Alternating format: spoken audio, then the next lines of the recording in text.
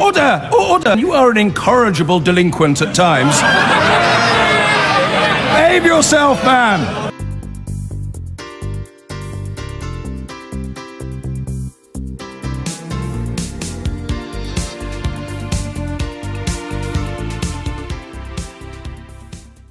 A woman whose mentally ill father took his own life after he was declared he was fit to work has criticised the Department of Work and Pensions.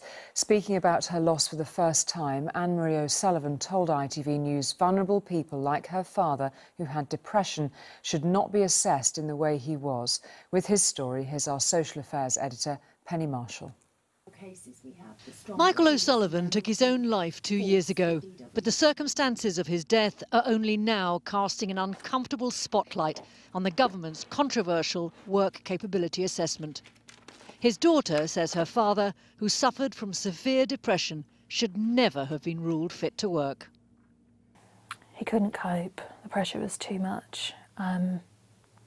He was a sensitive soul anyway, so it was too much of a burden, and he just buckled under that pressure. He couldn't take it anymore. Coroner Mary Hassel, who conducted the inquest, ruled that being found fit to work by government assessors had triggered the suicide.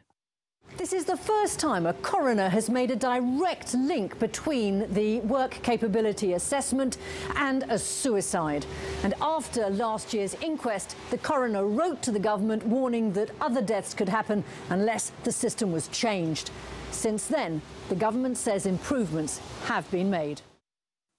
But in its response to the coroner last year, the Department of Work and Pensions admitted further medical evidence was not requested in line with stated policy.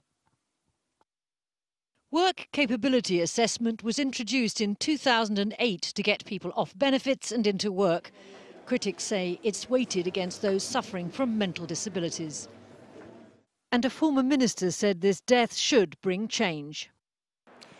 Well, it's a personal tragedy, and it must force the authorities and the government to stop in their tracks and think very seriously about what changes are necessary to ensure that mental ill health is treated properly. Today is exactly 2 years since Michael O'Sullivan took his own life. This could have been avoided. You know, it haunts us. Our life changed the day he left. Everything changed forever. The government says suicide's a tragic and complex issue and that extra support is available to those on the work programme. But this case is likely to provide ammunition for their critics. Penny Marshall, ITV News.